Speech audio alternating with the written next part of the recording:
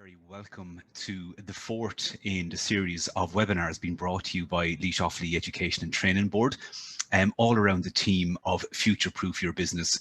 We've had a phenomenal response to the webinars thus far, and a lot of people coming back to us saying the kind of expertise brought by the keynote speakers and then enhancing that by the use of a local case study has really brought the webinars to life. And we've got great engagement so far and lots of people really interested in seeing if the videos of the previous ones are available. Well, they are available. You can check out the LOETB social media platforms for that. A quick introduction as to what will happen today. The format we've been using successfully for the past number of weeks has been at about 1:10 we'll have our keynote speaker, a man who's very well known to probably most of you who are joined in with us today, Andy Brophy, a local guy. He does a lot of work through the LOETB and is a highly renowned lean expert as well. And I'm very much looking forward to Andy's piece very shortly. Before that, we're going to have a little bit of a couple of minutes from Jolene Hall from the LOETB, just around the services that the body provides to so many companies and people across the region too. And to finish out, then we're going to have a case study, and we have a slight little twist on how we normally do things today, and that the case study is actually going to be on Polar Ice Ltd, a company who I am the general manager with. So I'm going to be delivering that case study, but it links in perfectly with Andy's because we have used Andy quite a lot in the last year and got to know him primarily through the LOETB and then through work that he's done for us as a company. Throughout the presentations, I invite you to put any questions you might have into the Q&A function. You'll see it at the bottom of your screen. So whilst the speakers are talking, we'll allow them to speak, and we'll put any questions that you might have then to the speakers at the end of each presentation. And at the end, maybe 1:45 or 1:45, 1:50, we might have a couple of minutes there as well to put a few questions to both speakers as well, just to, if there's any extra information you would like. So without further ado, I would like to introduce Jolene Hall from the LOETB, and Jolene's going to give us a quick overview of some of the services that they provide. Thanks, Ronan. Good afternoon, everyone. You're very welcome to the fourth webinar in our series, Future Proof Your Business. As Ronan says, my name is Jolene Hall, and I am the Employer Engagement, work as part of the Employer Engagement team in Laois Offaly Education and Training Board. There's a number of ways that we can work with local enterprises in the Laois Offaly region to support their development and growth. For example, we operate and manage the apprenticeship service. If you're currently experiencing skill shortages within your companies, we can work with you to develop programs to give people the skills that they need or are required to work in that particular area.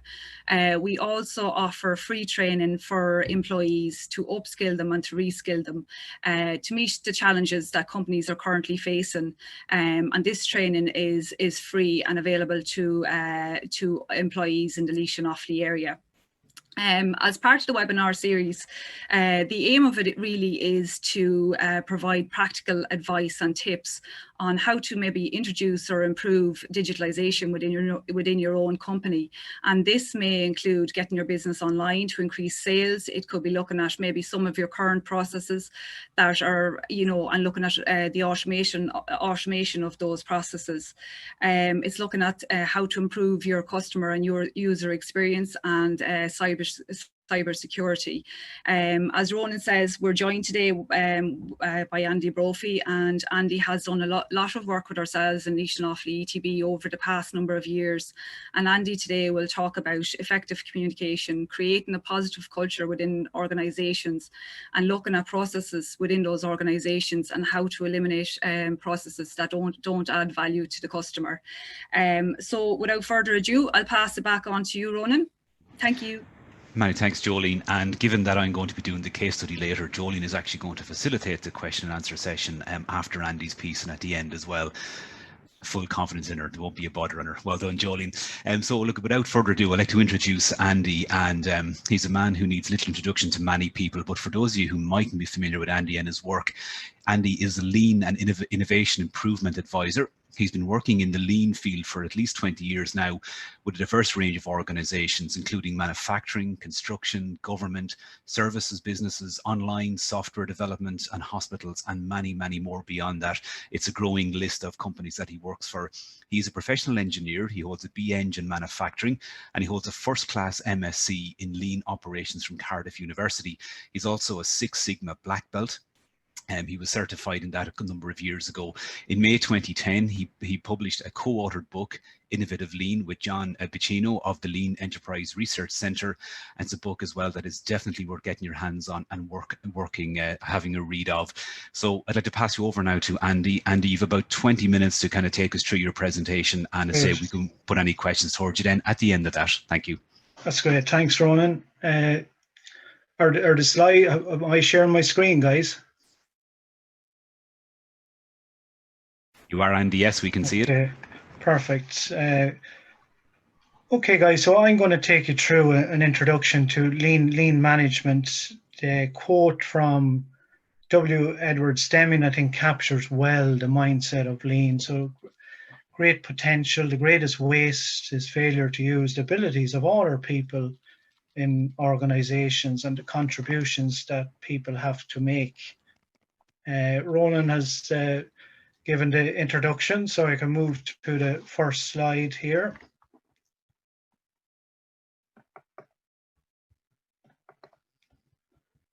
So lean management, guys, based really on 3 pillars. Very much central is a war on waste, or almost a hatred of waste in all its forms. And as we get further into the presentation, we'll see actually 13 different categories of waste. And how do we get after waste on a daily basis is key to this. And people are forced to do a lot of wasted work in our everyday processes, guys, not deliberately, but oftentimes the way processes are designed, and waste oftentimes surfaces as problems. So very much an environment where we bring problems out on a daily basis and get after solving problems in relative real time when the root cause is quite warm and easy to solve. Big part of lean as well is probably moving from reworked lean, that's fixing processes that weren't designed from the outset in a lean manner. So lean design is a big opportunity, guys. About 70 to 80% of the cost of any product or service is locked in at the design stage, because that dictates what materials have to be purchased, how easy is it to manufacture. In a service setting, that even the design of a form would dictate how many signatures are needed, how many handoffs, and so on and so on. So lean design is a big aspect of this. So real at central to this, guys, is waste elimination. And nobody likes waste. Anytime you're frustrated at work or in life, there's probably waste at the back of it. Nobody likes to search for stuff. That's an example of waste. Nobody likes to go to the printer and our photocopy has printed out in landscape rather than portrait, and we have to duplicate or redo it. So that's an example of waste. The other pillar of lean is innovation or value creation. How can we move up the value equation? And really understanding customer value. How can we offer more value in the marketplace? And value is different to price. It's the benefits of our product divided by the price. So the greater opportunity to add more value. Concepts like ethnographic refer to watching our customer use our product or service in real time, and that can often open up huge opportunities. And big part of lean is teaching or relearning how to be creative. We're all born highly creative, but we lose a lot of that as we go through life and follow the norms and don't break the rules and so on. So innovation is a big part of this, and the leadership side, and Ronan mentioned there, the cultural side of lean is really what differentiates it for me from other management systems. And the concept of respect means many things. Waste is a form of disrespect. So lean is very inclusive of frontline staff. So it's the person within their own 10-meter radius their work environment is the real expert, and how can we tap into that better than we do in many businesses. So tapping into frontline staff, their ideas, what talent is within our four walls, and the longer people stay with companies, the better people are led. Their contribution and value increases over time. So very much an inclusive management system, guys, working on the culture of using all the brains, all the talent in our organization. And respect is really, disrespect kind of turns people off, makes change management hard and so on. So respect people, respect the person, they'll always give you more. So it's a real business concept, might sound cliche, but a real business concept to bring to life. So as a mindset for running a business, guys, it really gives us a potent advantage over traditional management. That you, in the center here, you have the real compounding value of being better every day than our competitors. And over here with the value creation, we have exponential value really of being different than our competitors. And if we alloy a high performing culture inclusive of all the talent in our organizations, we have a real great business advantage in an organization. So a very different mindset, I suppose, than traditional business school management in many aspects, driven by 5 principles. At 12 o'clock, we have purpose. Sounds very obvious, but what are we trying to accomplish? What's the purpose of our process? Do we need a process at all? Can we stop doing certain things? Leading people with purpose. What's the impact of our work? If we ask people to do certain jobs, for example, if we stop in the morning and afternoon to clean and grease our machines, is the purpose to have the machines looking good, or is the core purpose to prevent breakdowns? As about 50% of industry breakdowns are dirt and grit, lack of lubrication, and lack of tightening, and cleaning will achieve the purpose of reducing breakdowns. So a lot of leading people with purpose is a key part of this. Joined up thinking, systems thinking. How do we get all the departments working collaboratively and in sync with each other? Is a huge concept with this. If we look at our car outside, probably has in excess of 10,000 parts in it. None of them by themselves want to achieve the purpose, which is transportation in and of themselves, but as a system, they achieve the purpose of transportation. And companies and businesses, guys, are what we call socio-technical systems. We have socio, people, and technical equipment, machines, etc. And getting all that to work as a system is key to this. So it's about our products flow horizontally through our organizations. So there's no point being vertically integrated or working in silos. We need to joined up thinking. Flow, another big opportunity in the lean world. When we get an order, that be in a service business or a healthcare setting or a manufacturing company or a construction site, how do we get that order or job through the system as seamlessly as possible? And perfection is, we never implement lean. There's always opportunities to improve and to do things that bit better. And as we said in the previous slide, very humanistic and inclusive management style of getting people involved. So allying the philosophy of lean with the 5 principles, guys, is very much mindset, and culture is a big part of this management system. Huge potential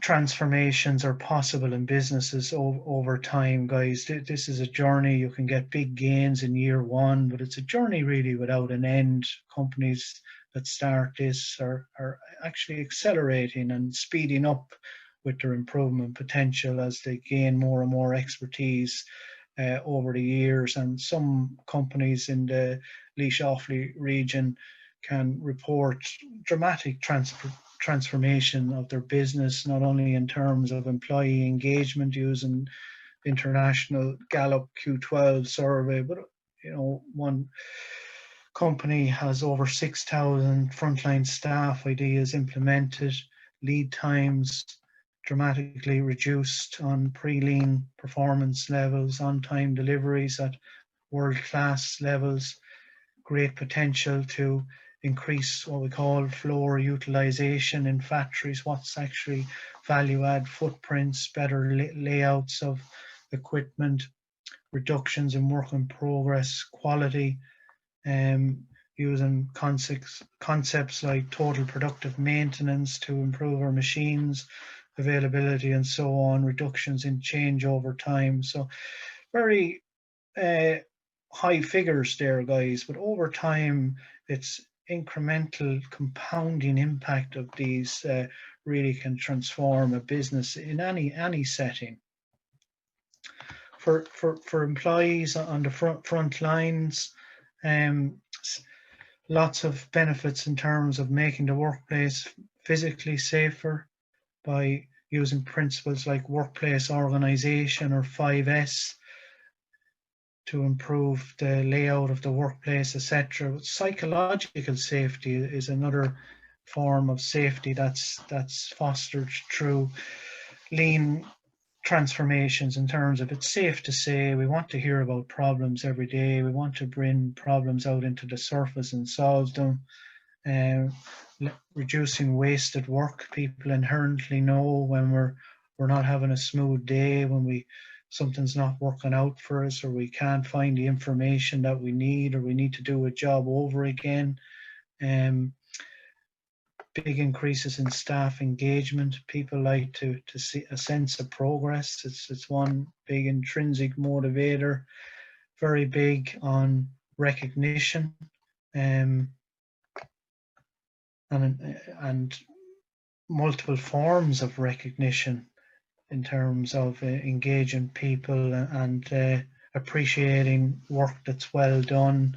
Oftentimes it can be non-monetary recognition, which is 5 times the impact of monetary, surprisingly. So companies that roll lean out well are very strong on recognition.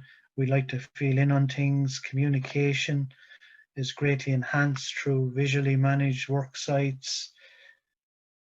So listening and telling and really hearing is a big form of what we're doing. The more operationally excellent companies become, people have to grow with that as well. So there's huge opportunities for people to learn and develop and grow as performance and the levels of excellence rises in companies. Lots of involvement, project teams.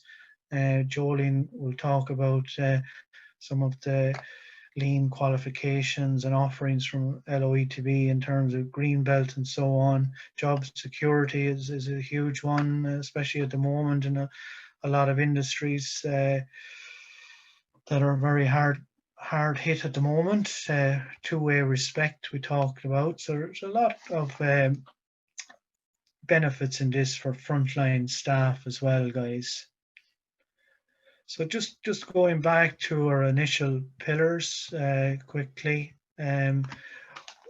One aspect of successful lean rollout, guys, is tapping into the local knowledge that people in their own work areas see every day. And we mentioned an example of a company there that has thousands of implemented frontline ideas. So people that see a hassle or come up with an opportunity to do something a little bit better, raise quick win improvement cards. It could be somebody notices an air leak in their area and that's costing €1.50 a day if it's left leaking. So they raise the card quite quickly. Their supervisor gives that person authorization to work with maintenance or get a bit of plumber's tape to fix the air leak or change out a fitting, and every batch of 10 completed ideas go forward then for a recognition raffle in this system, and really exceptional ideas that have huge savings, which we do get every month, and companies doing this as well go forward for exceptional recognition, maybe every quarter, that sort of time period. So big emphasis. Some examples of sometimes the most obvious ideas, and people will amaze you what they will come up with, guys. This example here, an ultrasound scanning procedure in a pediatric hospital. Obviously trying to get the child to stay quiet, and it's a nervous experience for them, really slows down the operation. One of the nurses here came up with the idea to distract the child with tear-free or Johnson & Johnson bubbles, and they were able to get 4 times the amount of people scanned over the process of that procedure, and unique and zero cost almost, but just using people's creativity. Also looking at simple examples of a before and after shot of a shared drive here. Huge potential savings. This could cost somebody 2 hours a day navigating a poorly organized drive, whereas on this side it's 3 to 4 clicks of a mouse. Even if that saved somebody 5 minutes a day, you'd be talking about half a week, a year for everybody in that department. So it's amazing the compounding impact of small improvements. The second pillar then in the center, the war on waste. Lean talks about an acronym called Tim Wood. Tim Wood does it. And the T stands for the waste of transport, and that could be due to poor layout. The M is the waste of motion, and big waste of motion is searching for items, walking around. About 30% of wages in most organizations are searching and walking and treasure hunts and looking for people. So for an obvious waste, there's a huge potential payback. The waste of waiting, is probably what it says on the tin. It's waiting for decisions, waiting on machines, waiting on people to arrive before a meeting can start, and so on. The D is the waste of defects, so that's concerned with quality and so on. Another example would be the I is ideas and talent. Are we tapping into people's insights and knowledge in organizations? In Europe, we actually get about one idea every 7 years from frontline staff, and big reason for that is we don't ask or have systems to tap into that, and that's what the likes of the idea board we've seen earlier can tap into. Complexity as well, visualizing invisible processes leads to a lot of opportunity, guys. It's hard to conceive that process to discharge a patient in a hospital, in a long-term stay patient in this example, is almost 200 handoffs with the patient at 12 o'clock, and each spider web here represents a handoff or a phone call or working with a system, and very, very difficult to get complex processes like that right first time, and it's good people working around broken processes. So visually organized example here, factory, much deeper than tidy. If there's a leak under this swivel table, it's immediately apparent. No 30% of wages looking for stuff in this environment. Customer impression, morale, product flow, quality, everything builds up or falls apart with the level of visual management in organizations. And just to finish up then, guys, the third pillar of lean, value creation. In essence, is reteaching or relearning. We're all born innately creative. How do we relearn? How do we teach people engineered creativity techniques to see things differently, to connect things that are not connected, etc.? huge opportunity that's fostered with lean as well, not only product innovation but process innovation, people innovation. So tapping into that innate creativity is a big part of this. And the before and after picture there of a product, I suppose, that's born lean on the right hand side versus one that was designed that adds in cost forever. So huge opportunity with lean design, tapping into people's creativity, etc., with the lean philosophy. So very much a mindset, guys, very different way of running a business and a proven management system. Great examples across the Midlands, and huge support there through the guys in LOETB as well for companies, which is to be commended. So, okay, Ronan, I'll hand back to yourself. It's actually going to be Jolene there for a couple of minutes, Andy. She's going to put a few questions to you there, just a good few after coming in there through the Q&A. So, okay.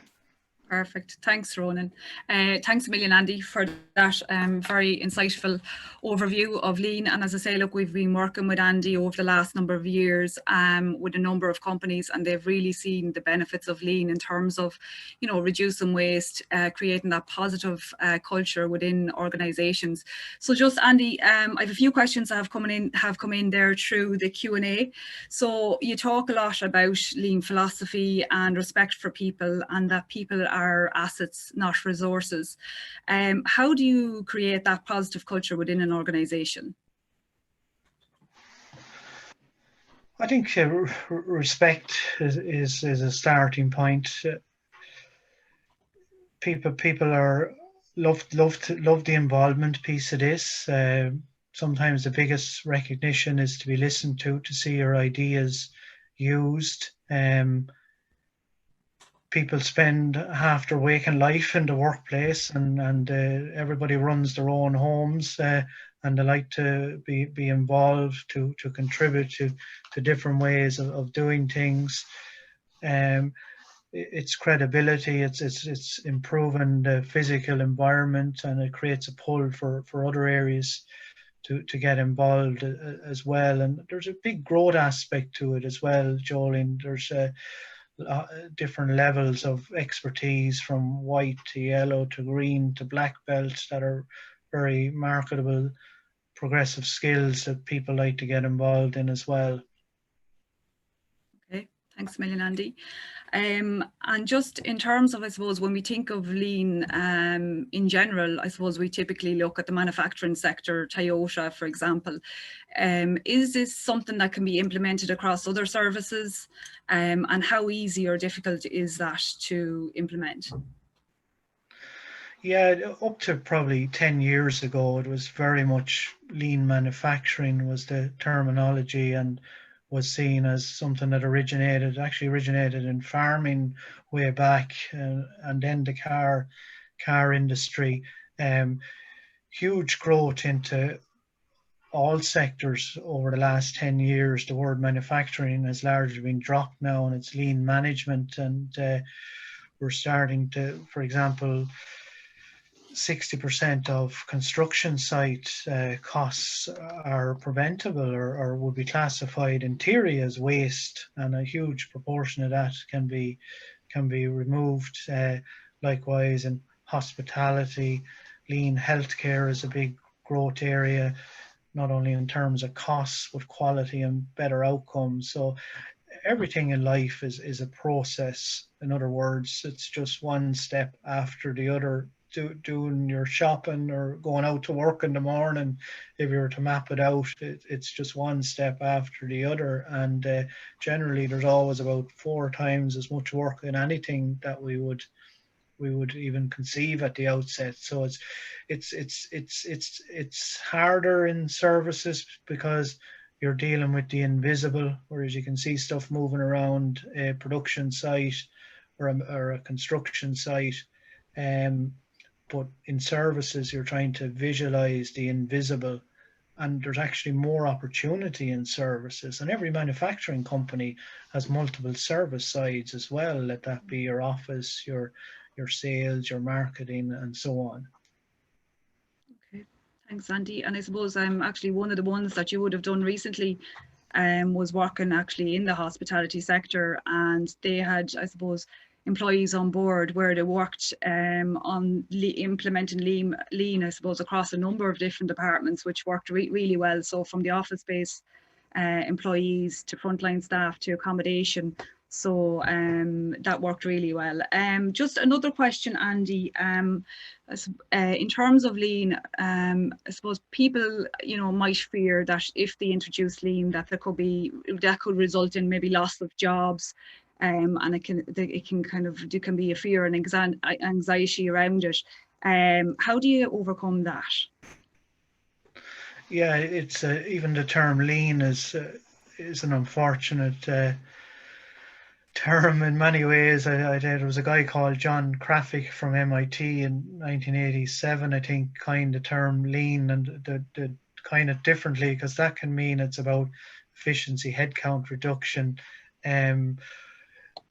That's not sustainable, Jolene, in my view. Most companies use this as a growth strategy. It's not always possible, certainly for some industries at the moment, but Forfas did a study of, I can't remember the exact figure, but it was hundreds of Irish companies that have undergone lean since 2008, and 93% of them actually grew their employees. And I'd see that with a lot of businesses as well, that we're doing better, we're compressing how quick we can fulfill customer orders or services and grow in the market.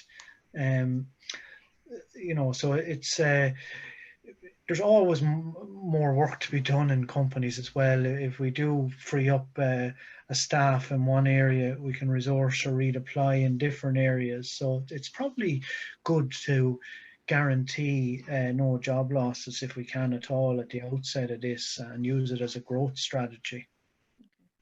Perfect. And just the last question for the moment, so when we talk about lean and its implementation, it's one thing, I suppose, in implementing it, but how do we sustain it and keep the motivation of employees going to keep working, you know what I mean? Because the more than you said, Andy, there's lots of processes that we can look at within our own organisation, but how do you keep the momentum going? Yeah, that's sustaining anything is tough. A lot of traditional lean deployments fail. That might be too strong of a word, but are abandoned after 2 years. Didn't give the kind of results you would have seen in one of the slides there. One key element of sustaining it is called putting in a system called managing for daily improvement.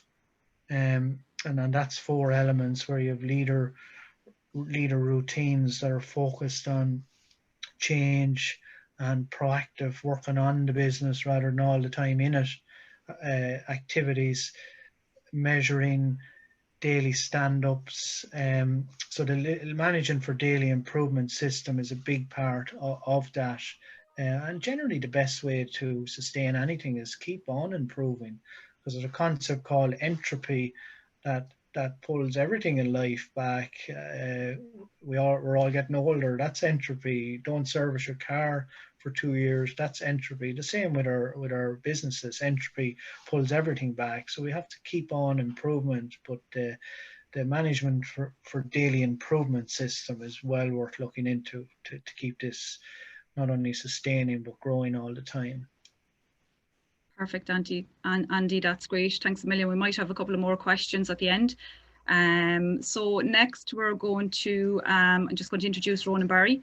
So Ronan has been with us over the last number of weeks. He's been facilitating the webinars. So Ronan is the General Manager with Polar Ice Ltd. He has started his lean journey with Laois and Offaly Education and Training Board, completing the lean green belt with Andy. He's presenter of Taking Care of Business on Midlands Radio 3, and he's a part-time lecturer at AIT. Polar Ice Ltd is Ireland's leading manufacturer and distributor of dry ice products. They're a family-run business, and they were established in 1996 with only 2 employees, and a vision to develop the dry ice market in Ireland, initially manufacturing wet ice and importing dry ice from the mainland UK. The company has focused solely on dry ice manufacturing since 2002. Today, the business has grown the market by over 800% and employs a team of 20, with a dedicated production plant based in the Midlands and depots in Dublin, Cork and Portadown. Polar Ice is the leading manufacturer and supplier of dry ice in Ireland. Dry ice has a wide variety of applications, which include airline catering, freeze branding, frozen exports, foods and chemicals. So without further ado, we'll pass you over to Ronan, who will do his presentation on their lean journey so far. Brilliant. Thank you, Jolene. And just check that you can see the slides and you can hear me okay. And thank you for the introduction. You've covered quite a lot on it, so I'll skip through some of that. And just to give people a very brief overview of what we do as well. We have 20 staff as well. We're 24 years in business, 6 dedicated vehicles. We have our own in-house transport team. We have a manufacturing facilities in Portarlington as well. Jolene mentioned the depots and stuff. Quality standards play a huge part of our business. We have 160-ton storage capacity for liquid CO2 on site, and we've been experiencing significant growth over the past number of years. We are, of course, a family-run company, originally set up by Colin, Brendan and Enda Powell, now being very successfully run as well by Colin's daughter, Alison Ritchie, and son, Robert Powell. They're our 2 directors and shareholders. And then our senior management team would be myself, Denise Ryan, our operations manager, and Michael Kilduff is a non-executive director. Quality really underpins absolutely everything we do with Polar Ice. We are certified to BRCGS version 8 for food grade production of dry ice. We operate to the gold standard under the Freight Transport Association Truck Safe. We were one of the first companies to undergo a virtual audit back earlier this year and successfully retained our gold standard. We've just completed a virtual audit for the BRC. So it's a 2-day audit with a UK-based auditor, all done via Team and Zoom. So a new experience for everybody. And I guess everyone listening in today has probably had similar experiences over the past 7 months. We won a number of major awards from the Fleet Transport Awards last year, including Own Account Operator of the Year and Transport Manager of the Year for Denise Ryan, our Operations Manager too. And our transport fleet was recognised as Transport Heroes in the 2020 version of those awards, and in a virtual ceremony that was held recently. All our production, our transport, our quality, everything is underpinned by KPIs for the organisation. And Andy mentioned culture. You'll see that, I think, in my presentation, that culture is such a huge part of it. What is dry ice? Very briefly, well, it's carbon dioxide in its solid form that we basically hydraulically extrude or press into various forms, blocks, pellets, and we can also further produce it into slices as well, or slivers of dry ice. It's a byproduct, the CO2, from the brewing and fertilizer industries in general. And the important thing about dry ice is it doesn't defrost, it doesn't create any residue, it simply disappears by a process of sublimation, in that it turns back into a gas over time. It's at minus 78.5 degrees Celsius, so it's used extensively for temperature control logistics, in the airline catering sector, a lot lately then in terms of COVID-19 for vaccines, both in development, but predominantly for the shipping of both COVID-19 test kits and for the shipping and storage of vaccines, and as they're being created too. There is a huge range of industries that we service. I won't have time to go into them all today, but dry ice is effectively, it's a superhero. It has superhero properties.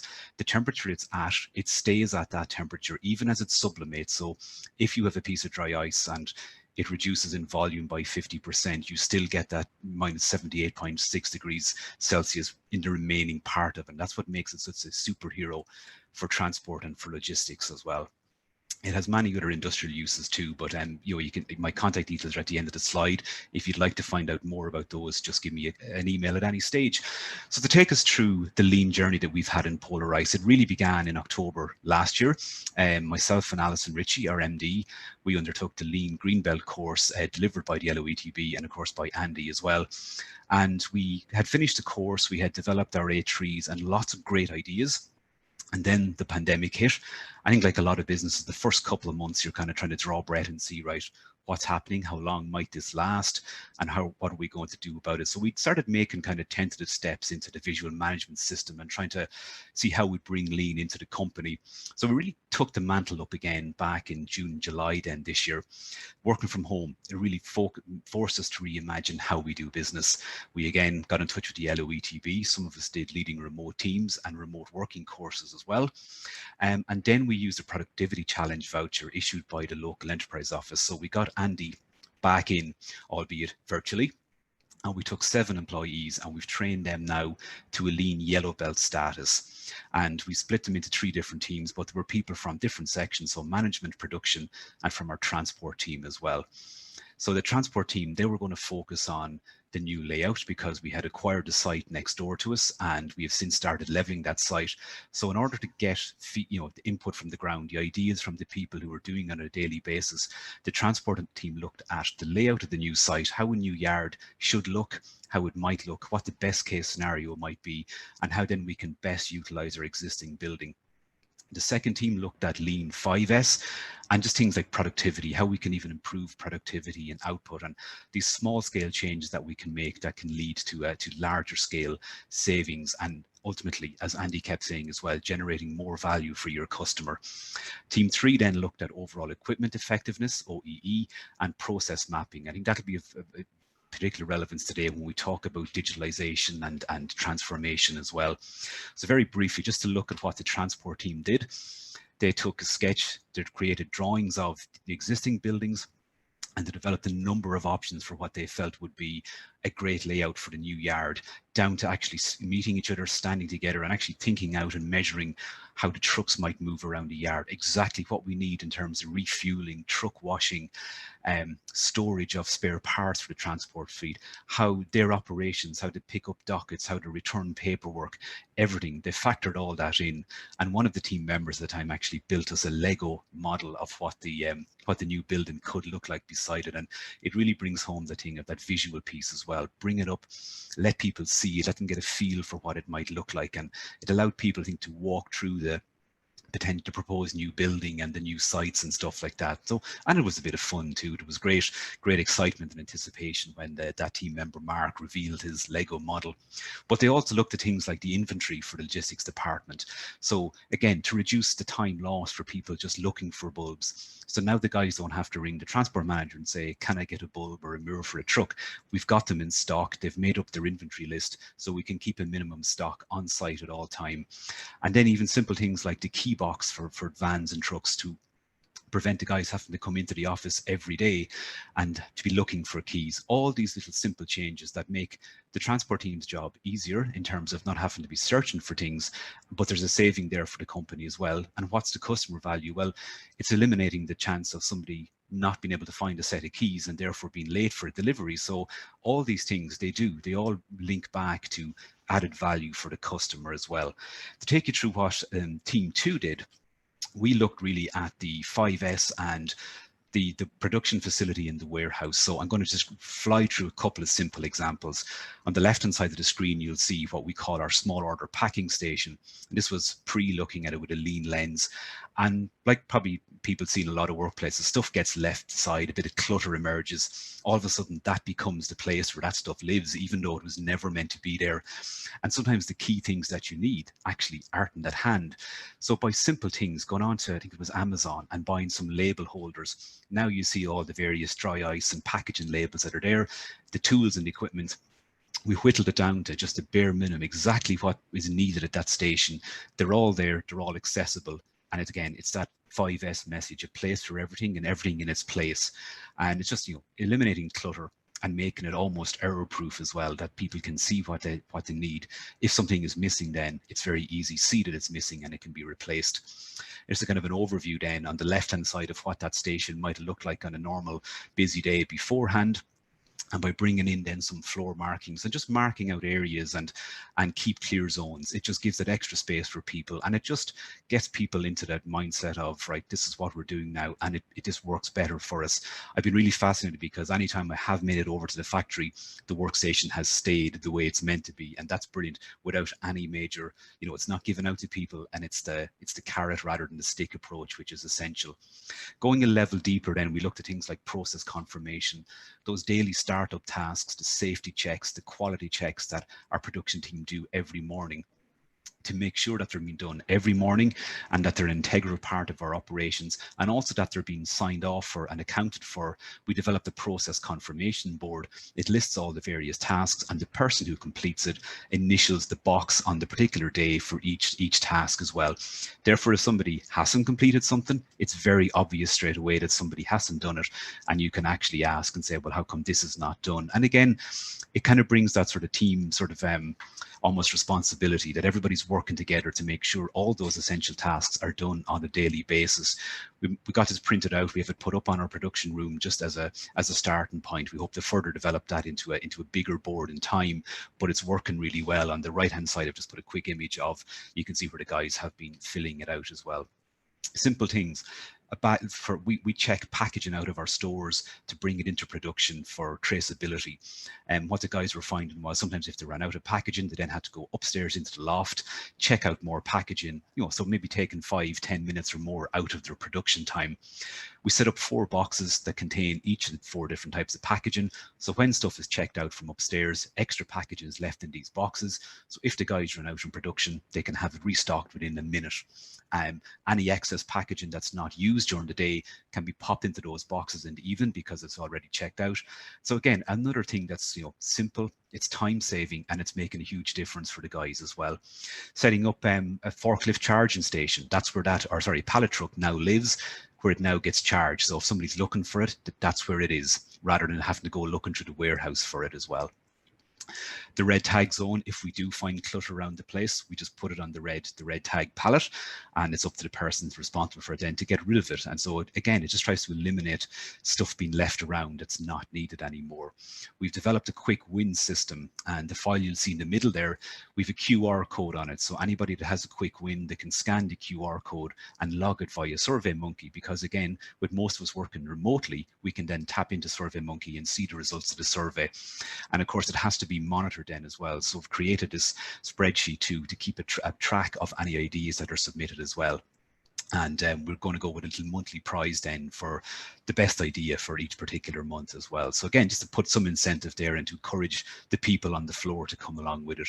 Team 3 looked at the overall equipment effectiveness and the process mapping, down to even simple things, our SOPs, taking them from maybe a 2-pager to making it a 1-page, very visual SOP that can be used for training, but it can also be put up beside the machines as well as a kind of a ready reckoner, a quick guide for people. So our branding manager has been doing a lot of work on all the SOPs and taking them from sometimes 3-4 pages down to even a 1-page double-sided SOP as well. Subtle, simple changes, but make a huge difference when it comes to educating people and for time saving. One really fascinating thing that came out of this, though, was the whole idea of process mapping, and Andy touched on this earlier too. So this team decided to take a look. How does the order processing work? By the time a customer places an order, be it by telephone, by email, through the online store, how do we then take that order, put it into our various systems in order for the production team to pick up on that order and subsequently go and produce or pack it? So how many steps were identified was the big question, and the answer was 61. So what we discovered was, when you actually looked at the process and you went through all the various steps that team members have to go through, we identified 61 individual steps that have to be completed every time that somebody puts an order into our system. And each order was taken on average maybe 2 to 3 minutes. Now, we would have over 2,000 active customers. Now, not on every day, obviously, or every week, but you know, it's just to give you a sense of how many orders could be coming in on a daily basis, and each of those is taking a couple of minutes. Clearly, you can see if you can save time there, it makes a big difference to the business. that has become a big project now, looking at that whole systems integration and how we go about finding either a system or even just two systems that can talk to each other and really streamline that process. And who knows, maybe a situation where somebody can place an order online and it goes straight into the production team if it needs to be dispatched that day, and the next thing we know is it's on its way out, it's dispatched. If we could get it to that level, it would be phenomenal. We also looked then at like the production team. They use SuperOffice in particular, how many steps they have to take when they receive an order too. The process mapping again showed it was another 22 steps that each team member then would have to undertake as well. Average time of about 55 seconds to a minute to do that. So all these things add up on it each day as you have a team, you know, working in production as well. So the whole process mapping thing was a real eye opener. And I think certainly listening to the last couple of webinars that have been on in this series, I think a lot of companies were shown that actually that when you look into it, sometimes you can be astounded by the results, because maybe sometimes your process has developed the way it is because that's kind of how you've always done it. And actually when you stop and look, sometimes you can realize that, you know, we can probably do this even better and again, deliver even more value to our customer.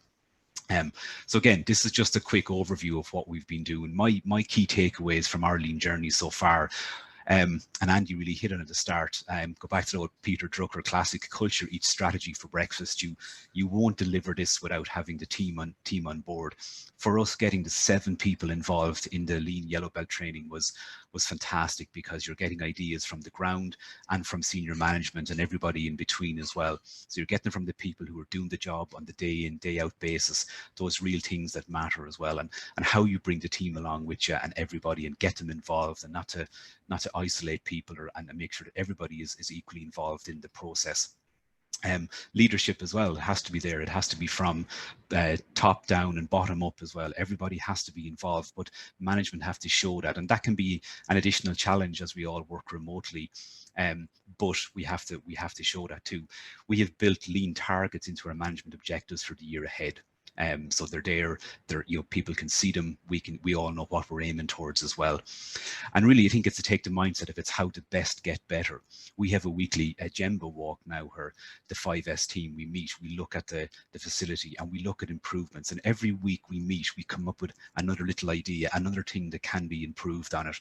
And it's also now bringing in a bit of maintenance as well. And we're looking at kind of how we can even improve the maintenance and the preventative maintenance on the equipment as well, and that's proven to be very successful. But again, creating the meeting, make it recurring and sustaining it, have your minutes, have your actions from it, makes all the difference as well.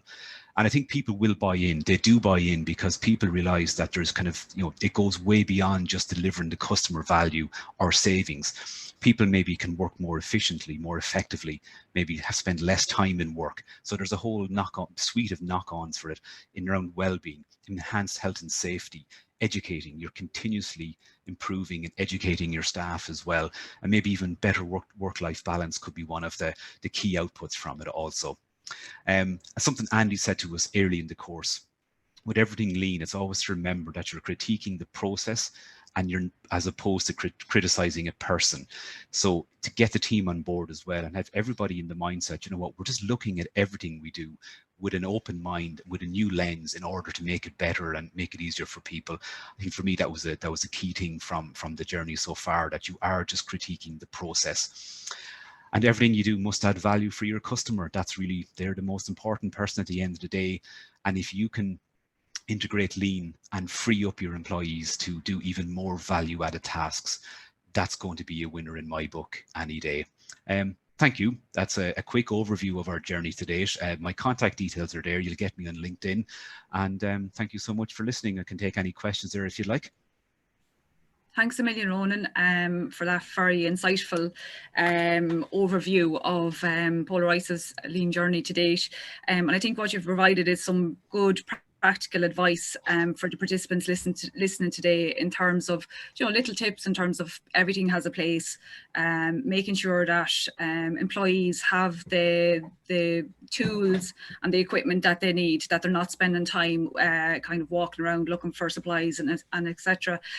Just a couple of questions, Ronan. So in terms of how would you say that lean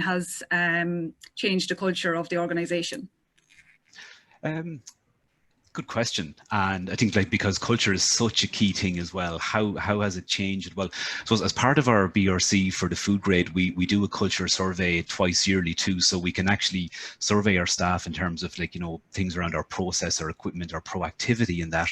So we do kind of actively monitor our culture on it.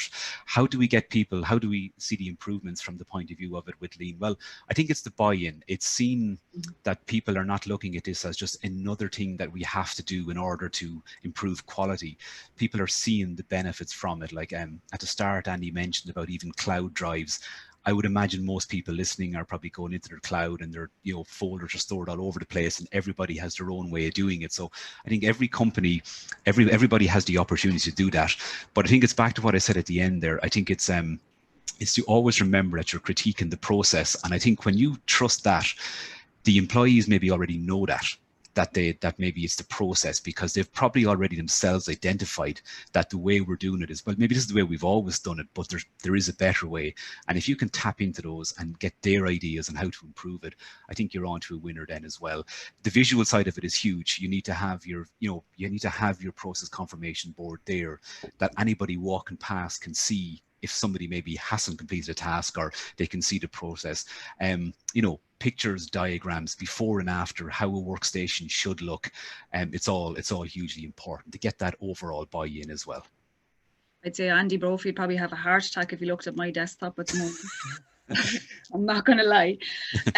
What were the biggest challenges, I suppose, that you faced in terms of the implementation of Lean? The biggest challenge, I think, maybe coming out of the green belt, possibly trying to do too much too quick, in going, wow, here's a big magic number, we can certainly jump at this and go, and maybe personally speaking, possibly maybe overlooking the need to have everybody else involved too. So I think when we had to go working remotely from late March, it kind of made us refocus and maybe just look at the business as a whole, but kind of then look down and say, right, Lean is something that we can bring in and make it a whole new way of management of the company. And I think those extra couple of months plus sitting in on the lean belt, the yellow belt training with Andy as well, it just brought a lot of stuff back into mind and kind of really cemented what we learned already. And I think it left us ready for that. So I think the biggest challenge to start was maybe possibly aiming maybe too high, too quick, maybe come back a level, and always appreciate that sometimes it's the small little changes that make a huge difference to begin with. So perfect. Andy, we have a question for yourself there. So in the current climate, it's very difficult to keep lean as a priority when you might not necessarily have the same volume of production, and you need workers to be more flexible when you have more workers absent from work. What would be your tips or advice around that? Yeah, it's that's a challenge. What would the advice be? It is the payback of this. If we work an hour's overtime tonight, we have that for today only. However, if you get an hour to reorganize, as Ronan said, the cloud drive, you might get that 5 minutes back every day for the rest of the year. So it is a challenge. I find some companies now are redoubling and their efforts and going faster on the journey to this. So there's never really a good time to go after it, but it's the long-term payback. I think on that, Jolene, it'd be important to say too that like the last 7 months, there's hardly a business out there that hasn't really had to look at their business and how they deliver value to the customer. So I think, to drop lean or to not consider lean because of maybe the cost side of it, you possibly are overlooking something else there, because how we all do business with our customers, even how we meet people, how we engage them. Like, we set up a chatbot on some of our websites there only 2 weeks ago, and we've been astounded already by how many people are using as a channel to get in touch with us, like even existing customers or people who've bought off us in the past. So I think, I would say now more than ever would be the time to really embrace this.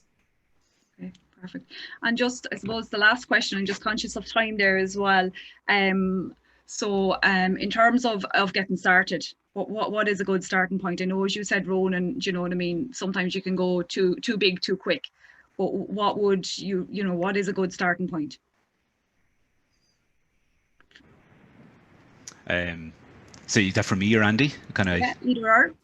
Yeah, I suppose just like I said, I think it's you can have the big idea, like you can sit down and you can do your A3s, whatever, and you can say, look at and work the figures, and you'd be pleasantly surprised. You might be able to see line of sight of €70,000 savings in a year just by reducing the search times for people.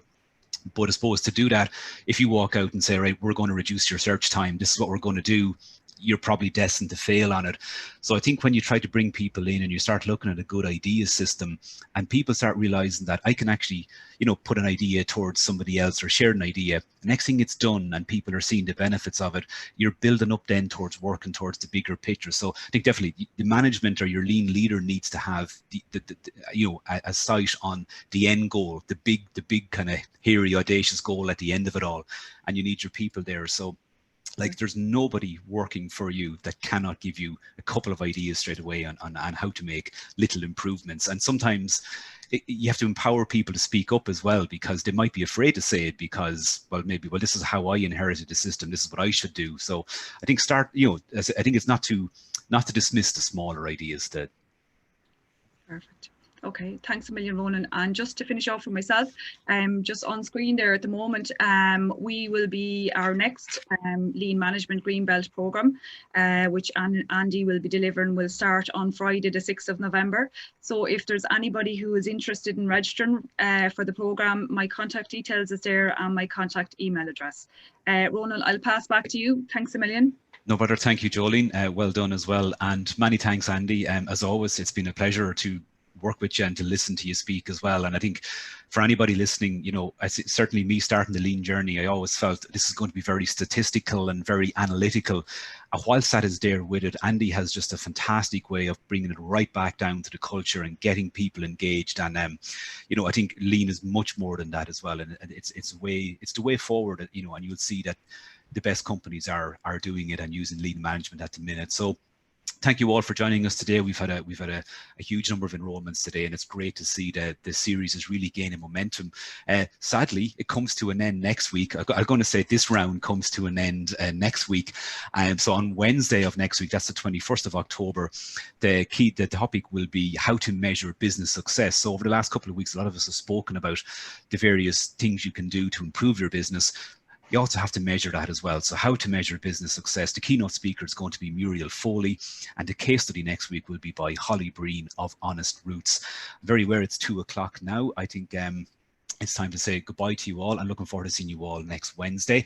Thanks to Jolene, thanks to Andy and everybody at the LOETB for facilitating this. And of course, thank you all for joining us. Goodbye. Thank you.